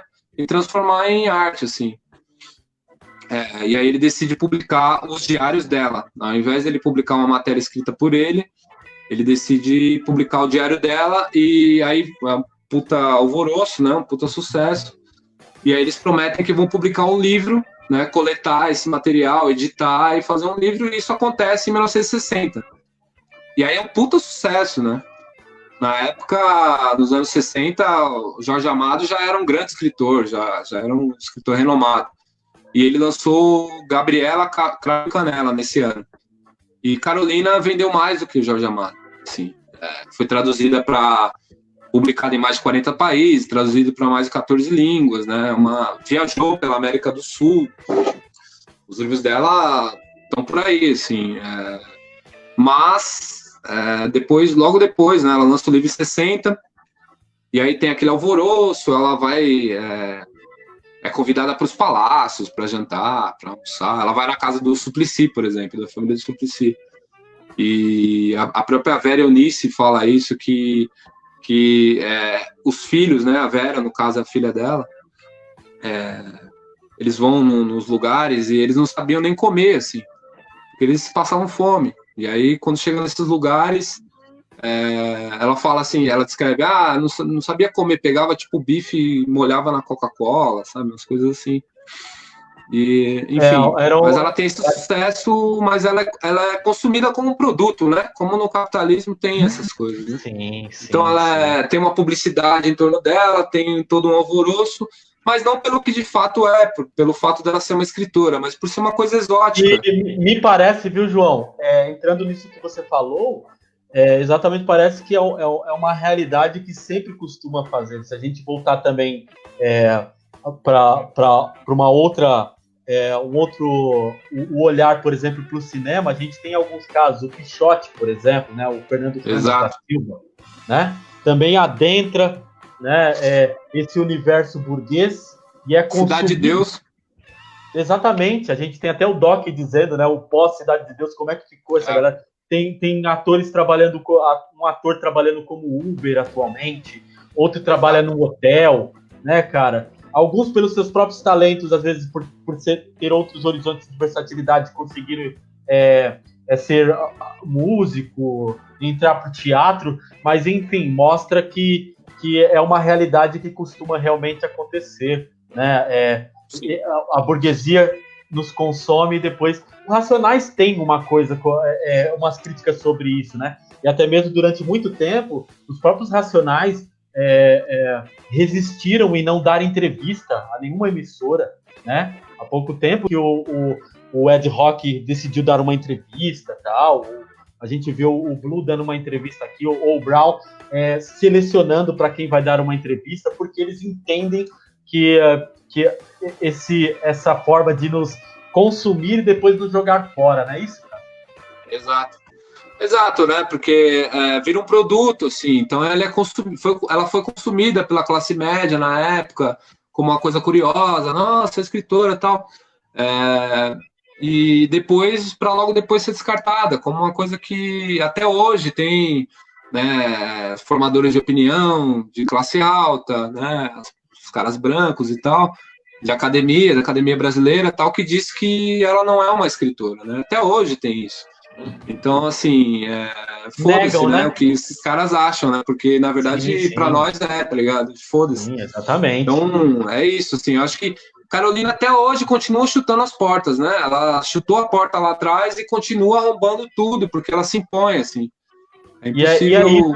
e é isso realmente que a discerne das outras, né? Exato. Cria essa visão burguesa, né? Literatura burguesa, né? E a literatura de fato da onde a gente se identifica mais, porque descreve a nossa realidade, descreve aquilo que nós nos orgulhamos também, né? Porque sabemos que a periferia é fruto de um abandono, né? De uma falsa lei áurea, ela é fruto, né? Então quando a gente fala de Racionais, falamos de Carolina Maria de Jesus, a gente começa a se identificar mais, né? Se sentimos que elas são porta-vozes da realidade de onde nós provemos também, né? João, considerações finais, cara. Nosso bate-papo foi excelente. A Albatroz trocou ideia hoje, então, com o João Pinheiro, esse quadrinista, né? João, entre muitas provocações que eu fiz aqui, né? Só quero te agradecer, cara, mais uma vez aí por atender esse pedido, né? Esse convite.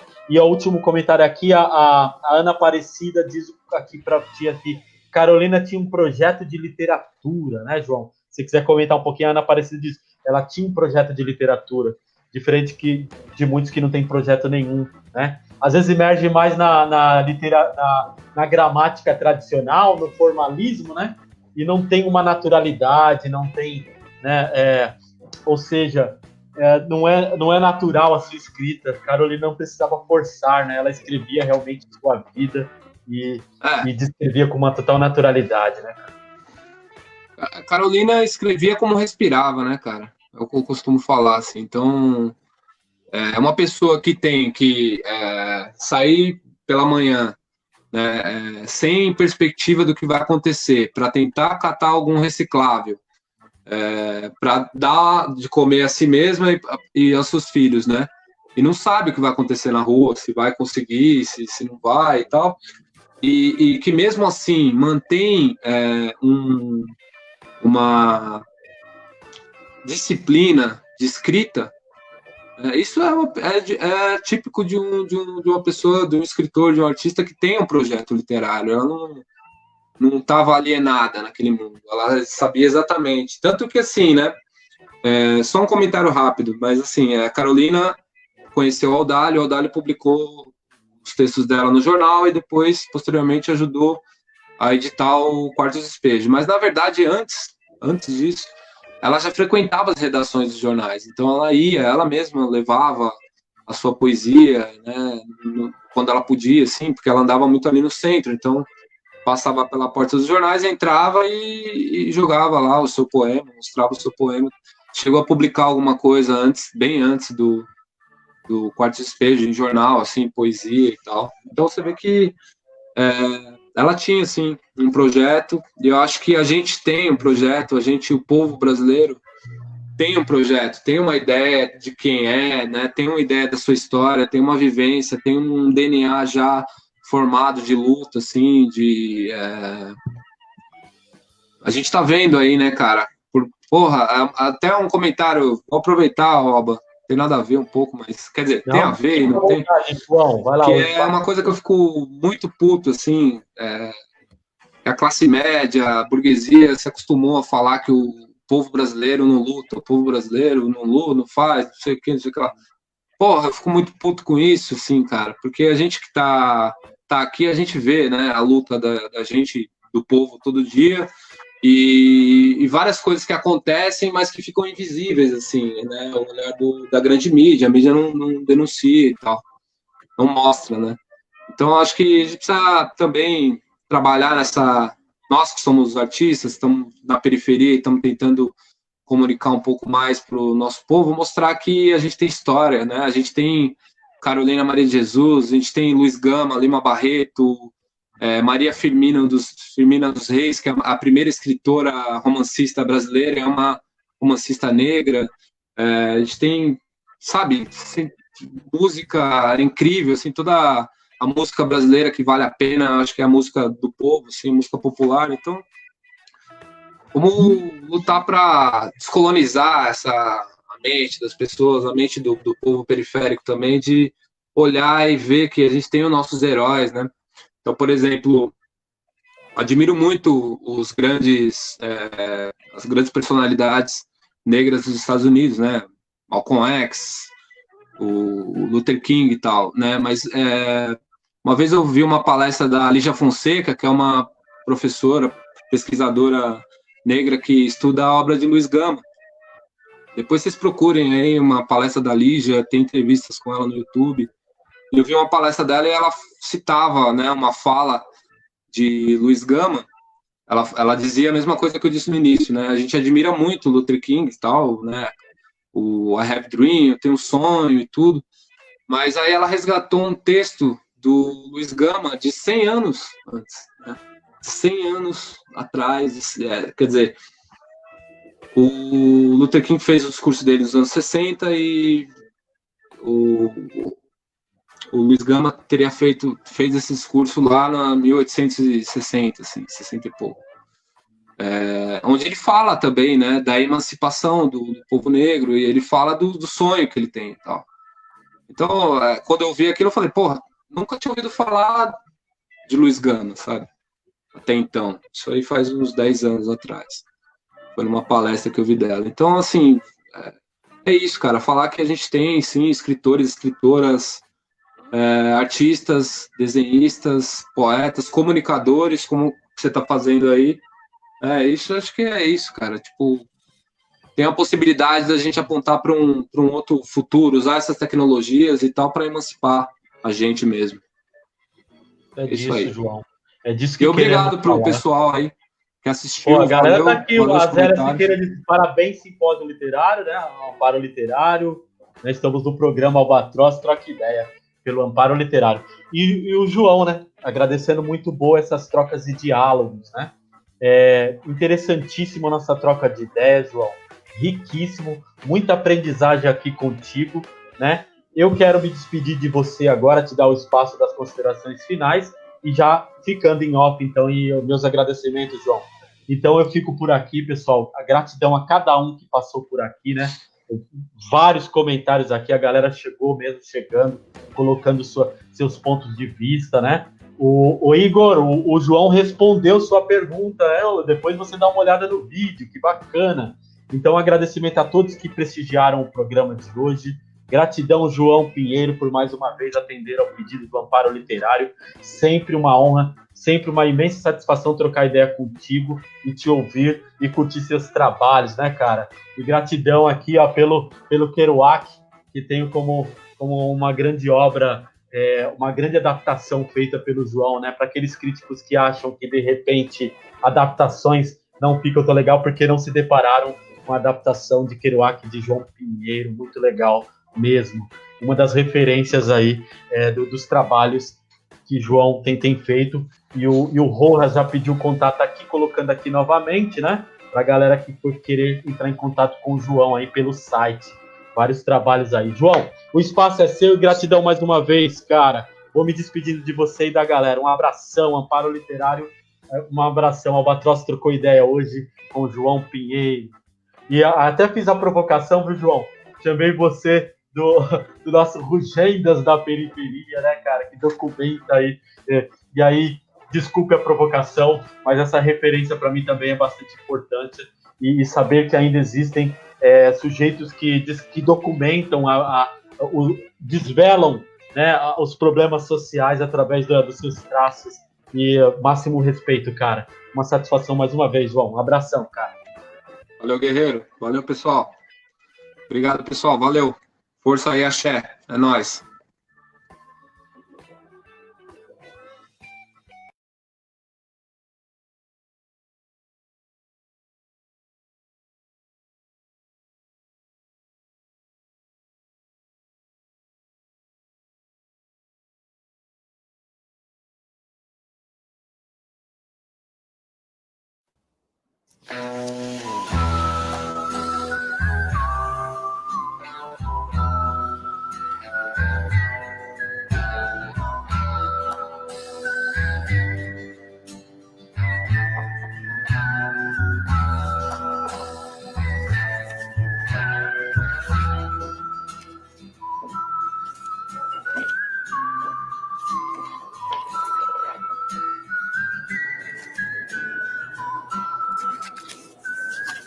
Sempre achei que você fosse uma mulher. Os latinos sempre acham. Para o resto do mundo, morte sempre foi uma palavra bem masculina.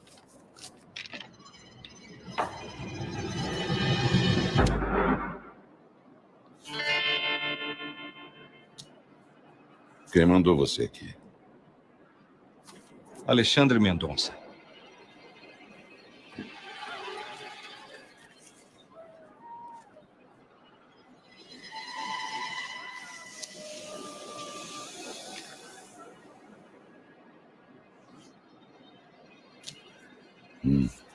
Malária.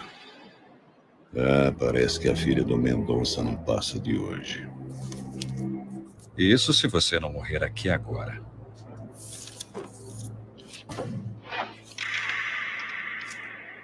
Você quer matar a morte para salvar uma garotinha? Não. Eu quero matar a morte para ganhar minhas 30 moedas de ouro.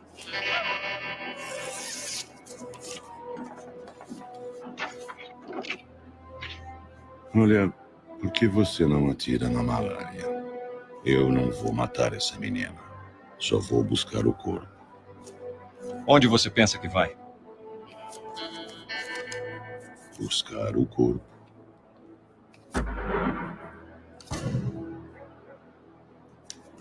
Se você me matar, em 500 anos não haverá mais espaço para tanta gente na Terra. As pessoas vão se decompor nas ruas. O mundo estará doente, faminto, implorando por morte, mas ninguém poderá morrer. 500 anos é muito tempo. Certo. Suponhamos que você me mate agora. O que você vai fazer amanhã? Ordenhar cabritos? Como assim? Pense, você só recebe o seu ouro quando mata outra pessoa. Sem mim, ninguém vai morrer. Eu te dou emprego, amigo, e mostre mais gratidão. Quantas moedas de ouro você já não ganhou por minha causa?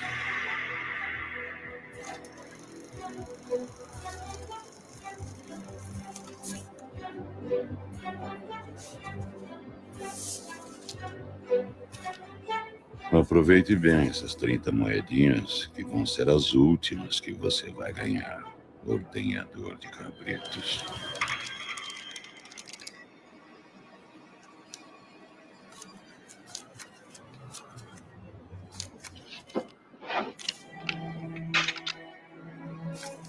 Qual o seu nome, garoto? Carreira. Fabiano Carreira. Fabiano, que horas são agora? 6h39.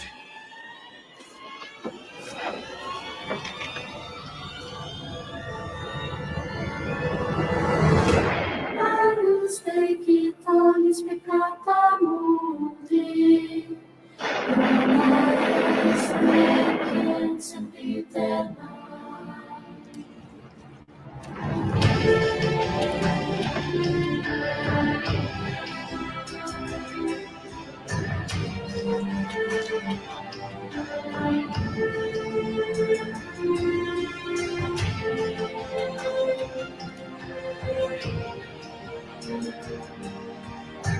Maldita malária.